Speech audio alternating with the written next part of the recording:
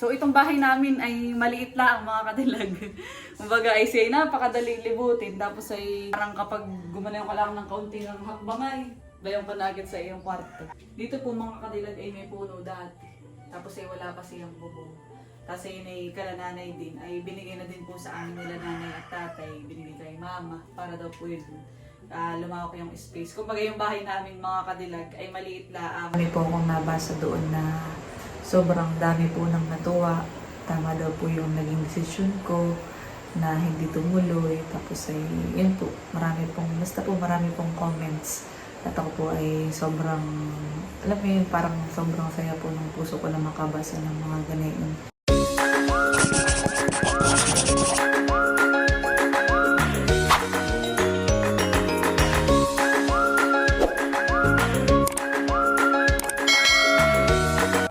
Hello po mga kadilag! Welcome back sa aming YouTube channel! So for today's vlog ay mag-house tour po ako mga kadilag. Dahil nabanggit ko nga po kahapon na unti-unti na po akong magpapasimula ng amin pong house renovation mga kadilag. So bago po yun gawin, ngayong March ay gusto ko sanang mag-house tour o ipakita po sa inyo itong aming bahay at saka yung dahilan kung bakit ko po siya gustong ipaayos. So yan mga kadilag, bali sa labas ko po muna ipapakita. Magsisimula po tayo sa labas ng aming bahay. So let's go! Narito na po ako sa labas mga kadilag. Tapat po ng aming bahay. Bali ito pong aming bahay ay tabing kali. Meron din po ditong steel matting dun sa pinakang labas po ng aming bahay. Dahil yan po ay tindahan ng tsinelas ni mama. Nawala ng laman, sabi ni mama. Kakaunti na ang laman. Tapos dito po sa aming kalapit mga kadilag, ayan po ay may bakod at meron po na yung may-ari. At yun ang hangganan ng aming bahay mga kadilag. Dinadamo na pala dito mama sa may gilid. Pag sinilip dito mga kadilag yung bubong namin ay medyo mga bulok na. Ayan po ay may mga tagpi-tagpi na din. Ayan po, may mga tagpi na. Kahit may tagpi ay natulo pa din. Tapos sa ito pong bahay namin ay kalapit po ng bahay nila tatay. So ito pong may itaas ay kala tatay, itong kulay orange. Bali, ito din mga kadilag ay dati maliit lang. Kumbaga ang hangganan lang po yung hanggang doon. Hindi po kasama yung sa, hello po.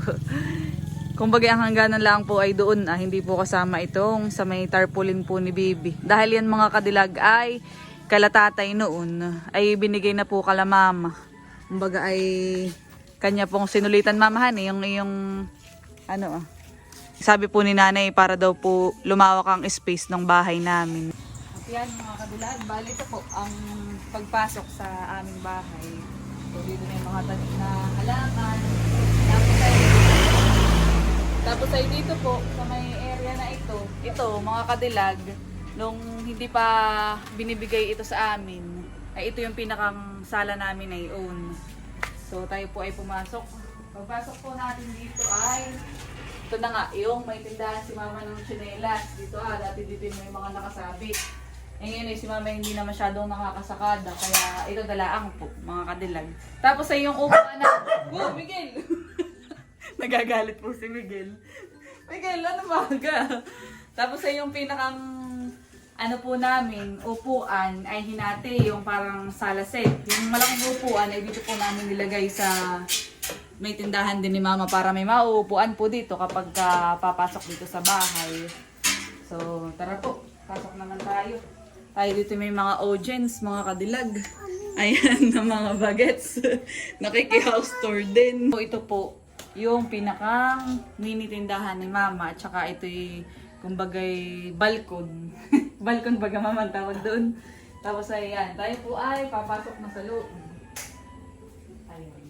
Dito naman po yung pinakang naging sala na namin simula nung kami ay nagkaroon ng kaunting space dito sa kabila. So pagpasok ay noon, ito lang yung pinakang kwarto namin lahat. Dito lang kami sama-sama na natutulog na yun. Bagay may dalawang katre laang, tapos ay parang may ang ginawa namin doon ay hinati namin ng Dora box sa ni Baby, naalala mo pa yun? Yan ay, ito ay kwarto na namin ni Baby. Magkasama po kami dito mga kadilag. Tayo po ay pumasok. Ayan. Ito po. Ito po ang aming higaan ni Baby. Ito po yung double deck. Itong double deck na ito mga kadilag ay katas ng tornuhan o paluwagan. So ako po ay sumali sa tornuhan. At yung aking tinamaan ay isa ito sa aking nabili. So yan. Dito po kami ni Baby. Si Baby sa taas. Ako po ay sa baba. Tapos ay iyan. May mga Dora box din ito. Katas din ng paluwagan o tornuhan. Kung tawagin dito sa amin. Tapos ito binili ito ni La Mama. Tapos ay iyan. Yung mga lagay namin ng sapatos mga kadilag.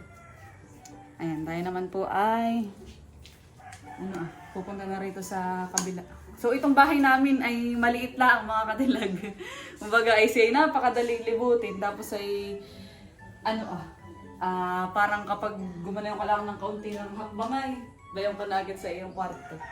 So sina Mama at Papa mga kadilag ay wala pa talagang kwarto. Pero ang nagsilbing kwarto nila, nung ibigay nga ito nila nanay at tatay, itong space na ito, ay itong dating tindahan po nila. Pasok tayo mga kadilag. So ito po. Bali, kortina lang yung pintuan. Ayan, papasok po ako sa pinakang kwarto po ngayon nila Mama at Papa. So ito po, wala pa siyang pintuan. Kortina pa lang po ito. Ayan, may mga damit po ditong nakasampay. Nilalagay ni Mama. Tapos ay may mga nakatambak po dito na gamit sa area na ito. Dito po mga kadilag ay may single bed. Kaya nga lang nasira na yung pinakang pinakang sahig na ganun. Yan ay galing naman sa mga tito at tita po namin, kapatid po ni Papa. Yan dati ang hinihiga ni Mama. Dahil siya na may mag-isa, ay doon siya nahihiga at si Papa na may, yan nga po, may trabaho. Tapos, nung ako ay nakabili na ng double deck namin, yung dati po naming Katri na mag-anak, dati po inaalala ko pa kami siping-siping dito nung kami pa lang ang anak ni Baby. Ay dilipat ulit dito sa higaan nila Mama para kumbaga ay sila po ay yan may mahigaan. Tsaka si matibay pa. Inayos din laang po yan. Tapos ito pinakang po ni Mama, pinakang tabing ay itong bintana. Tapos ito kong dati kong tarpaulin dito sa loob. Tapos yung sa labas yung tarpaulin noong kay Baby. So ito po may grills din dahil nga dati nga po siyang tindahan ni nanay. Ayan. Ako po ay palabas ng mga kadilag. So paglabas po, ayan, ito na po yung lagay ng aming TV. Pero yung TV po namin ay matagal nang sira. Kaya hindi na nagagamit. Kami po yung nakakapanood na lang ay sa mga cellphone at saka sa laptop. Tapos ayan, lagay ng mga sombrero. So yan po mga kadilag. Kaya ang pinakang plano ko po ay papalagyan po ng itaas itong aming bahay. Pero sa ngayon, unti-unti po muna yung aking pagpapaayos. Dahil ang uunahin ko po muna ay slab. Para malagyan po ng second floor, slab po muna ang uunahin. Tapos ay kapag ka nagka-budget ulit, ay yun, papalagyan na po natin doon ng kwarto sa taas. Siguro po isa ngayon ang kaya lang ng budget ko ay pagpapa-slab. Pero unti-unti lang naman po mga kadilag yung aking pagpapagawa. Kung bagay kung saan lang po abutin ng budget. Tapos ay kung kailan makaipon ulit, doon po ulit natin ipapadiretso. Yun po ang pinakang priority ko muna. Pagpapa-slab. Tsaka sa tingin ko doon din muna yung kaya ng budget ko. Saka na kapag ka nakaipon po ulit yung pinakang kwarto. Dahil gusto kong magkaroon ng sarili-sarili po kaming kwarto. Si Bibi at saka po si Indong sa taas. Sa taas po sana ang gusto ko. Na maging kwarto naming tatlo na magkakapatid. Tapos ay si Mama ay dito na lang sa baba. Ayan. Kaya yung aking ipapagawa ngayong March ay yung slab muna po talaga ang pinakang priority. Ngayon naman po ay pupunta tayo sa maliit po naming CR. So, yung po aming CR ay, cute. Tapos ay dito sa buong bahay, ang pinakang may tiles pala ay yung aming CR. Tapos ay yung lababo. Yun ay pinagawa din po ni Mama at Papa. Kumbaga itong bahay namin mga kadilag ay nabuo. At saka na unti-unti din nila Mama at Papa. Yun po ay dahil din po sa kanila. Kumbaga yan, may nakikita kayong mga pintura at gusto ni Papa yung maaliwalas. Inuunti-unti din po nila ito. Tapos mga kadilag, ayan, sila Mama at Papa nga ang nagpagawa na itong bahay. Rin naman po ganun kalakihan ng sahod, pero yun po, nakakapag-ipon po sila. Tapos ay, step by step o kapag may budget, saka doon nakakapagpagawa. Yan, tayo po ay dadako na dito sa aming munting CR.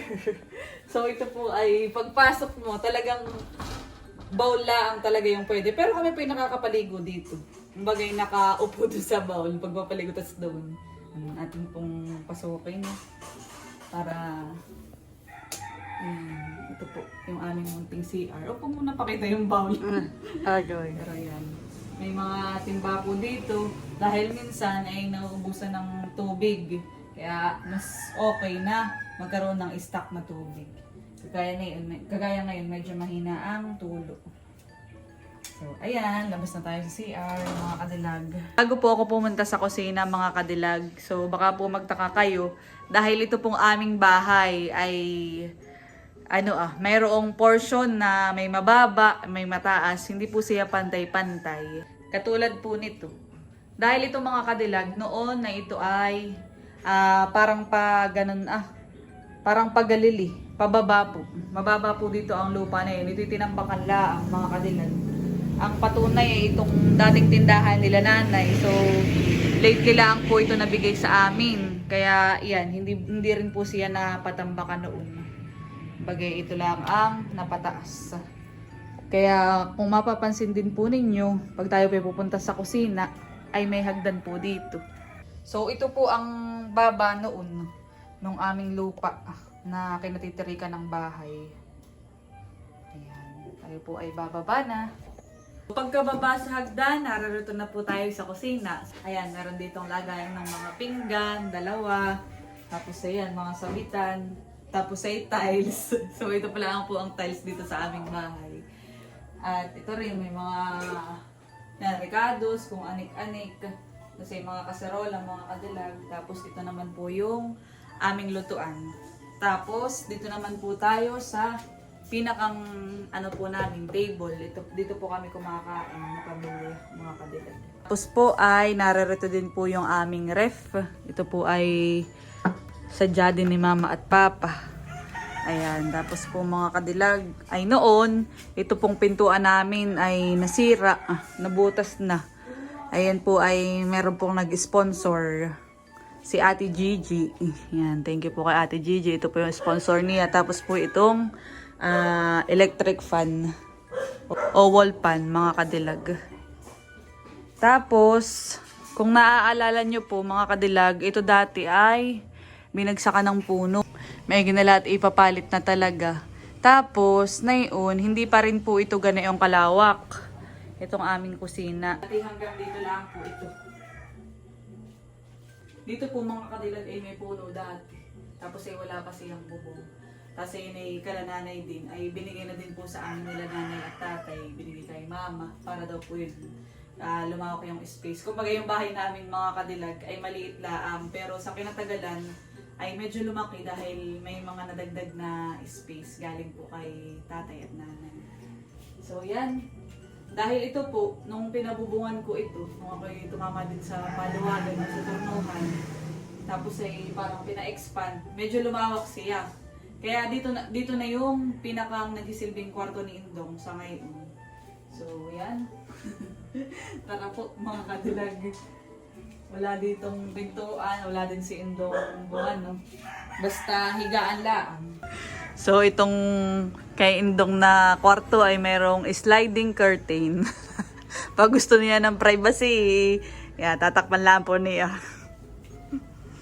Ayan, pagkakuha ay bubuksan. Tara! So, ito po ang kwarto ni Indong. Kulang na lang po isipin yung kanyang bisikleta. At naroon po sa kanyang pinakang kwarto ngayon. So, yan po ang higaan ni Indong. Makalat ng kwarto ni Indong. At mga pusa nakahiga, mga best friend niya. So, may plywood lang po itong pinakang bed frame. Tapos dito ay may bintana. Buksan po natin. Ayan. Nilagyan ni Indong ng karton dahil malamig. Ay siya daw ay nilalamig. Ang pinakang tabing din laang po na ito yung steel matting. Nakalagay dito ang kanyang mga pang bike. Gamit sa pagbabike. Tapos ayun yung kanya dating pinakang nung bike niya. Dito naman po sa side na ito ay mga damit po pa rin ang nakalagay. Ayan po. Kasi may mga nakatambak ding ilang panggamit. Bay din na po si Indong. Indong, niro-room tour ko na ang iyong ang iyong kwarto. Hindi ka nag-iimpisa. Pero maayos din naman po mga kadilag kahit pa paano. Wow, sarap buhay! Lagyan mo ng kanyang iyong kutsyon, cover. Kasi sibig po ni Indong. Tapos ayan mga kadilag, ngayon naman po ay lalabas tayo dito sa kusina. Ito naman po yung pina-extend din po namin yung pinabubungan. Ito laang din po lately. Para si mami magkaroon ng labahan. Ito po yung labahan namin. Ayan. May mga damit mga kadilag. Kasi dito may maliit na lutuan. Dito po ako nagluluto minsan. Dito po yung pinakang labas ng bintana ng kwarto ni Indong. Yung nagsisilbing kwarto ni Indong. Tapos ayun naman po ay kala tatay. Bayan po si tatay. Ito ko po ay papasok na ulit sa loob mga kadilag. Ayan, meron din po ditong washing. So yan mga kadilag, bali ako po ay tapos ng mag house tour. Napakabilis lang dahil maliit lang naman po itong aming bahay. At yun, kung mapapansin po ninyo, wala pang kawawaan yung aming bahay mga kadilag. O ang ibig sabihin na yun ay hindi pa siya ganun ka-organize. Kaya yun, gusto ko sana siyang maipaayos. So, pero ang priority ko po muna mga kadilag ay yung pagpapa-slab para po magkakwarto po kami sa second floor. Ayan mga kadilag, at gaya nga po ng sinabi ko kanina ay yan, ito po ang sisimulan na ipa-slab. Ngayon darating po na March. Tamang-tama rin dahil yan po ay tulo-tuluan na. Lalo po nitong nakaraang tag-ulan. Yan po yung mga tulo. Tapos ay sa kwarto mga kadilag namin ay may mga timba. So yan, diyan ay may timba dahil umulan po kanina. Kasi dito ay natulo din sa area na ito. Ganon din po dito sa pinakang kwarto po nila mama. Tulo-tuluan din po diyan. Mga hero, parang tagpi-tagpi na. Kaya timing na din yung pagpapa-slab para wala nang tumulo mga kadilag. At yun mga kadilag, bali yun lang po yung aking maiksing house tour. At kumbaga ay pinakita ko din po yung mga possible kong ipapaayos mga kadilag. So unti-unti lang naman po yung aking gagawin na pagpapaayos. Kumbaga ay utay-utay, hindi po madalian dahil kumbaga hindi rin naman po ganun yung kadaling magpa-renovate ng bahay o magpaayos ng bahay mga kadilag. Kailangan po talaga ng budget. Kaya yun po, ako po ay magsusumika pag inuunti-unti ko na. Tsaka kung napansin po ninyo nung mga nakaraang vlog ko, siguro yung matatagal na din po yun. Talagang sinisikap ko po na magpa-umpisa na unti-unti. Katulad po dun sa kusina po namin, pina-extend, tapos po hanggang dun sa may labahan, tapos ay pinapalitan yung bubong. Dahil ang pinakang goal ko nga po, at saka pangarap, ay mapaayos po itong aming bahay. So ito pong aming maliit na bahay. Much later. Katatapos ko lang pong magbasa at mag-reply doon po sa napakaraming comments sa vlog po namin patungkol dun sa aming malaking desisyon sa aming buhay, lalo po sa akin. So ako lang po ay sobrang natatouch at natutuwa. Ramdam na ramdam ko po yung pagsuporta po ninyo mga kadilag. Kumbaga kung kayo po ay may isa-isa kong yakapin ay gusto ko pong gawin. Dahil damang-dama ko po yung concern, tapos po yung pagmamahal po ninyo sa akin. Kami po akong nabasa doon na sobrang dami po ng natuwa. Tama daw po yung naging desisyon ko na hindi tumuloy. Tapos ay, yun po, marami pong comments. At ako po ay sobrang, alam mo yun, parang sobrang saya po ng puso ko na makabasa ng mga ganyan. Dahil alam ko na ako po ay talagang susuportahan po ninyo sa kahit ano po ang naging desisyon ko sa buhay. Adilan, magkakwento lang ulit ako ng kaunti. Nagalan ako bago mag-check ng mga comments at ako ay may ginagawa. Tapos ayun, nung mabasa ko ay parang gusto kong mahiyak sa tuwa. O, parang sobrang dami talaga pala ng sumusuporta po sa akin, sa amin po. At yun, ako po ay lubos na nagpapasalamat. Lalo na din po dun sa pag-unawa dun sa desisyon ko at gagawin ko na pagpapaayos po nitong aming bahay. So, yun, gaya nga po ng sinabi ko, ito naman po ay hindi minamadali. Kung hindi po siya kaagad-agad dahil kumbaga ay kaunti pala ang naman po yung budget ko kung saan po yung abutin. Hanggang doon lang po muna yung papaayos ko. So, yun mga kadilag. Bali, hanggang dito na lamang po ang aking vlog. Muli, maraming salamat po sa panonood at walang sawang pagsuporta. Mag-iingat po tayo palagi at God bless po. Bye-bye!